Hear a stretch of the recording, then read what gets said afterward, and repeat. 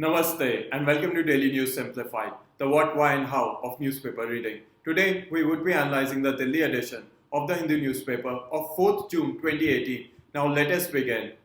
Now, we've taken this article from page 8. Now, what this article talks about is the Mauritius island of Agaliga and how India is abandoning its commitment to secure the Indian Ocean as a zone of peace. Now, apart from this article also talks about the Assumption Island in Seychelles and the Diego Garcia Island.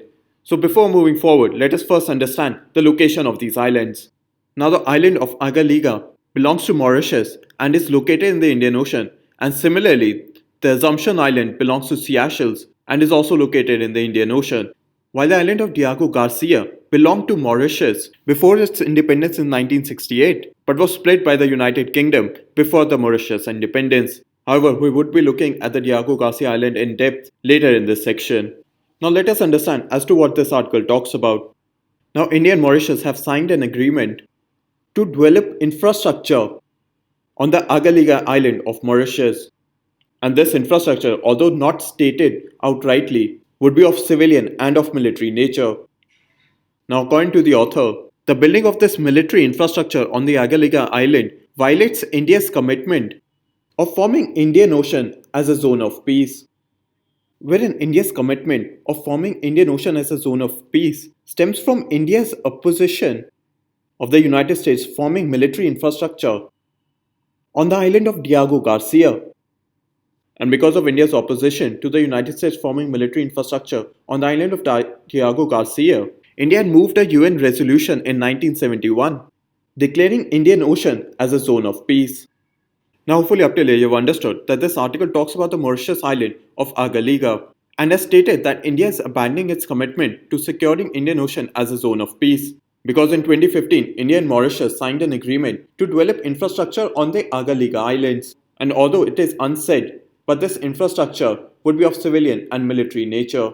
And according to the authors, the development of this military infrastructure on Agaliga Islands violates India's commitment of forming the Indian Ocean as a zone of peace. And this commitment of India of forming Indian Ocean as a zone of peace stems from India's opposition to the United States forming military infrastructure on the island of Diego Garcia. And India reaffirmed this opposition to the US forming military infrastructure on the island of Diego Garcia by moving a UN resolution in 1971 which had declared Indian Ocean as a zone of peace. And according to the authors, India is now falling back on this commitment of forming Indian Ocean as a zone of peace by developing military infrastructure on the Agaliga Islands of Mauritius. Now before moving forward in understanding what has caused India to change its stand, let us first understand a brief background about the island of Diego Garcia. Now Mauritius was actually a colony of the United Kingdom. And before the Mauritius independence of 1968, the United Kingdom had split the Chagos archipelago. And this Chagos archipelago included the island of Diego Garcia. And afterwards, UK had leased this island of Diego Garcia to the United States, which had then formed military infrastructure on this island. And therefore, now you understand that Mauritius, when it was a colony of the United Kingdom, had its Chagos archipelago, which included the island of Diego Garcia, separated from it. And this island was taken by the United Kingdom and leased it to the United States, which had then formed military infrastructure on these islands. Now, India had opposed the US forming this military infrastructure on the island of Diego Garcia.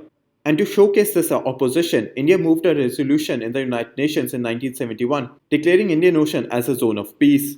But according to the author, India is now taking similar actions by taking the island of Agaliga from Mauritius and developing military infrastructure, and thereby violating its own commitment of forming Indian Ocean as a zone of peace. And the reason why India is abandoning this position of developing Indian Ocean as a zone of peace is because of the militarization of the Indian Ocean by China through its military infrastructure through the String of Pearls. And it is this militarization of the Indian Ocean by China by forming bases such as the Gwadar port in Pakistan, having a military base in Djibouti, Hambantota port in Sri Lanka, and similar other bases in the String of Pearls through which China has militarized the Indian Ocean. And to counter this Chinese strategy, there has been a change in India's stand from forming Indian Ocean as a zone of peace to forming military infrastructure within the Indian Ocean. Now the author also highlights the outcomes of India's policy of developing military infrastructure in the Indian Ocean. Now, according to the author, India is being opposed by the citizens of Mauritius and Seychelles, and because of which India would lose the goodwill of the people of Mauritius and Seychelles. And because of this Indian policy of forming military infrastructure, it would increase India's image as a big brother in these Indian Ocean countries. Now, hopefully, you've also understood the critical analysis given by the author of India's policy of forming military infrastructure in the Indian Ocean region. Now, according to the author, India is being opposed by the citizens of Mauritius and Seychelles, and because of this, India would lose the goodwill of its extended neighborhood countries. And moreover, this policy would also increase India's image as a big brother, which is an issue with our neighbors in the South Asian region. And this India's image as a big brother would also be extended to Seychelles and Mauritius, who form a part of India's extended neighborhood. Now, hopefully, you have understood the focus of this article.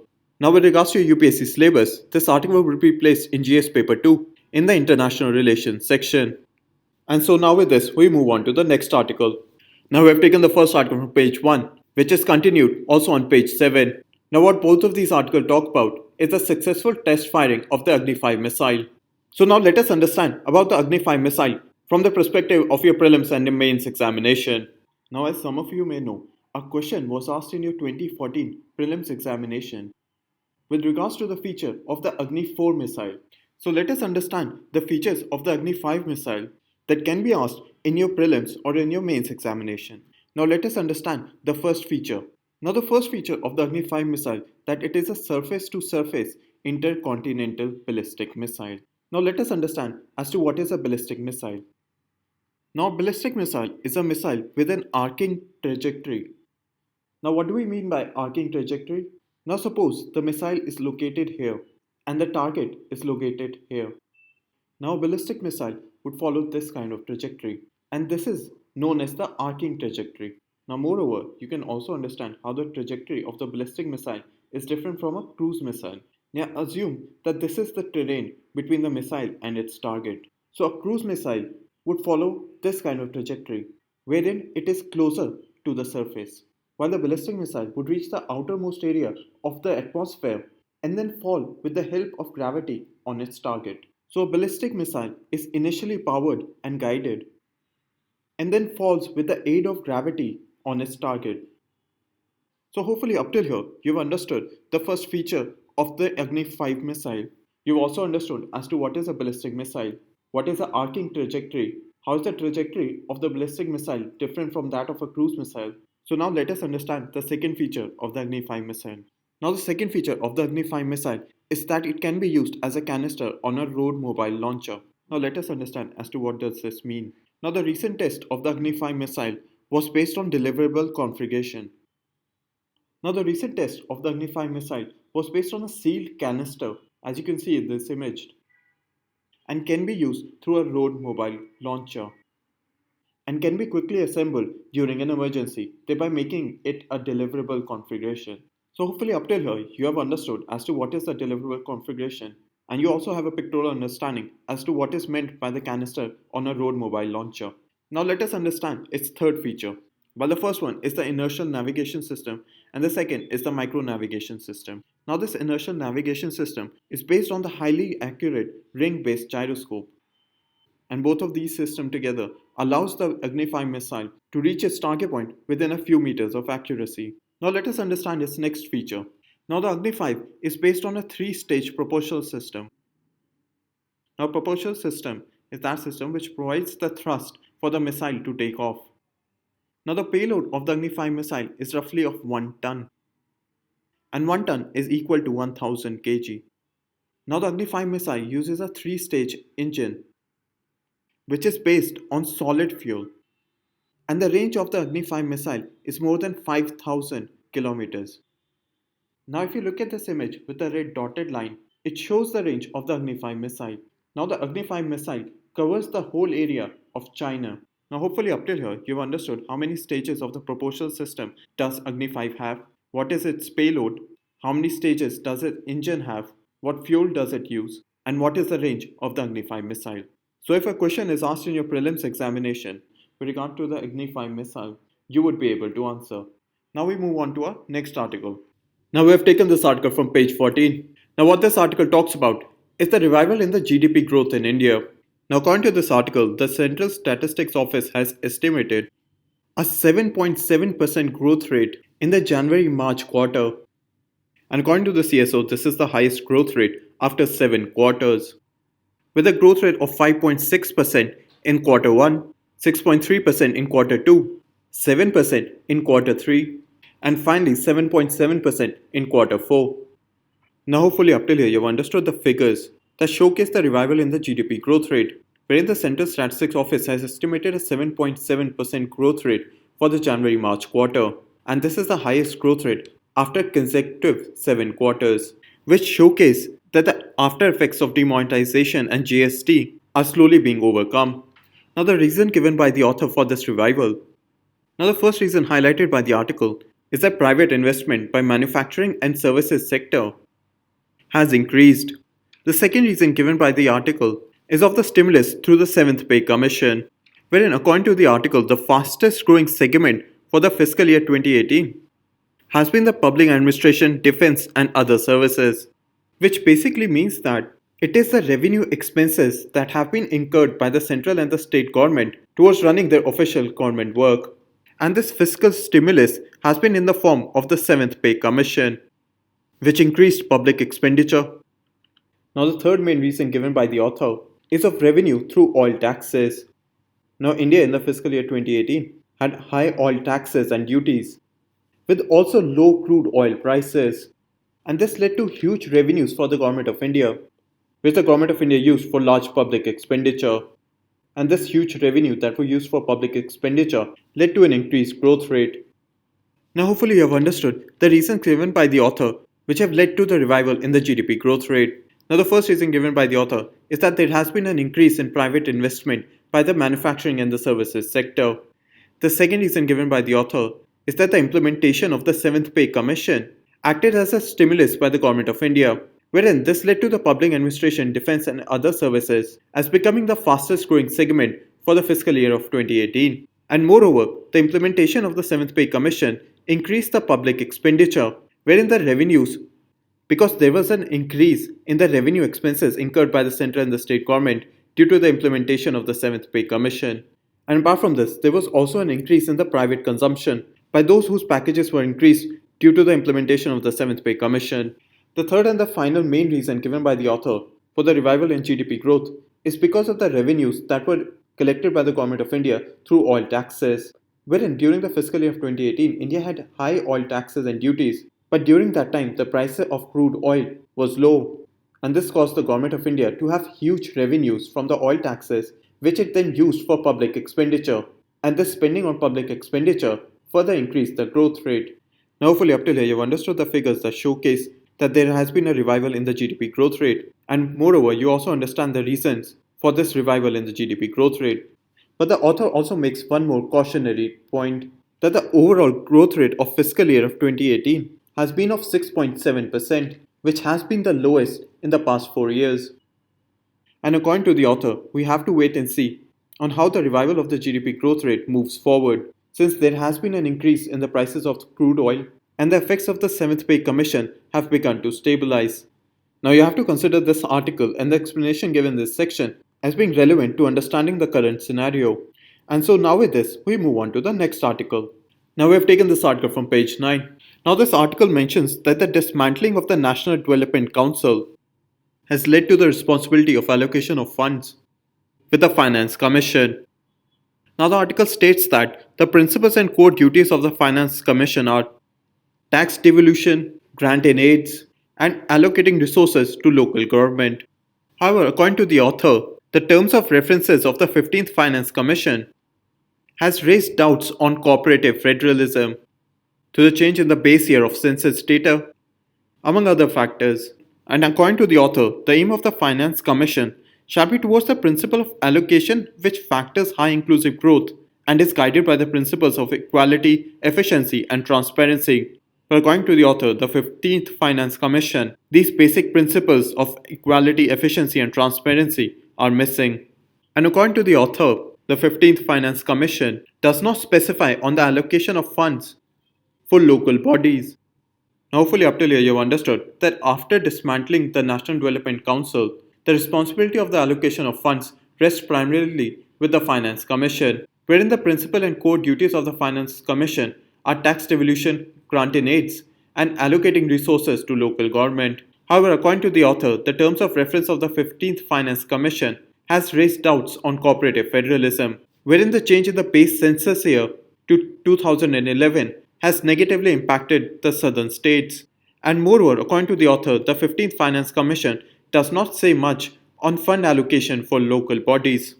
Now, we have been regularly covering the issues with regards to the terms of references of the 15th Finance Commission, and this article and the explanation in this section should also be seen in extension of that coverage, wherein according to this article, the 15th Finance Commission does not say much on fund allocation for local bodies, and the terms of references of the 15th Finance Commission must be restructured to focus on local governance.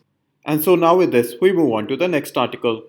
Now we have taken this article from page 11. Now the reason this article is in the news is that Chandrabhaga beach on the Konark coast of Odisha has become the first beach in Asia to get a blue flag certification.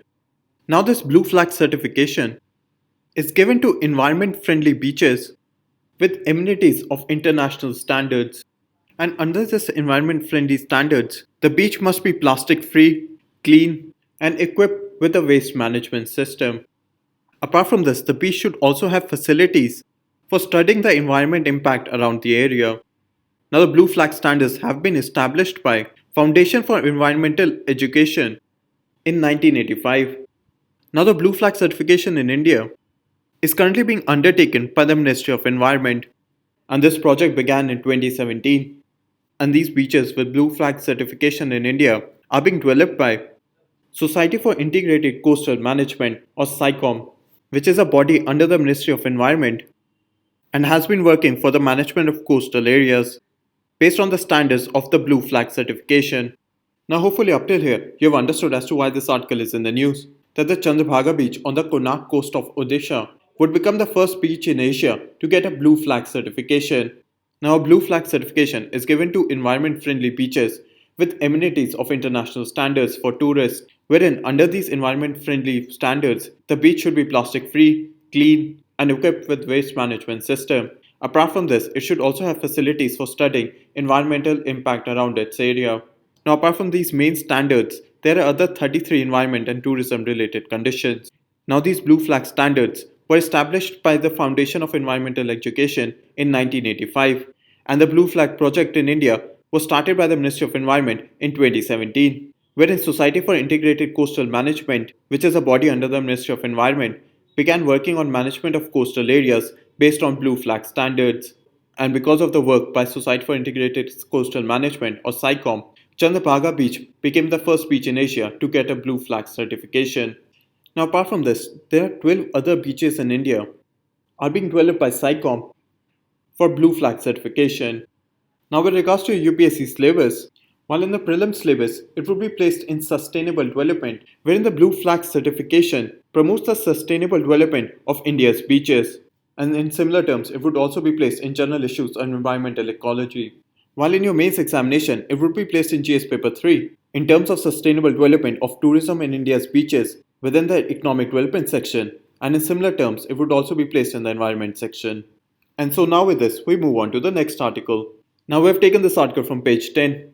Now what this article talks about is that there is a proposal to form a farmers welfare fund under which the GST rates may be hiked by 1%, wherein currently the GST rates are pegged at 5%, 12%, 18% and 28%, while apart from this certain goods are also pegged at 0%, and this is being done as an alternative to the proposed sugar cess, which was proposed to alleviate the distress among sugarcane farmers. However, the proposal to impose a sugar cess was opposed by several states, wherein these states want such welfare measures to aid all farmers and not just sugarcane farmers. And therefore, a proposal to form a farmers' welfare fund which would extend financial aid to all farmers has been proposed instead. Now you have to understand that this news is currently evolving, and so we have to wait and see on how the proposal on farmers' welfare fund or the proposal on a sugar cess moves forward. And now with this, we come to an end in the analysis of today's paper. Now we move on to the question for today.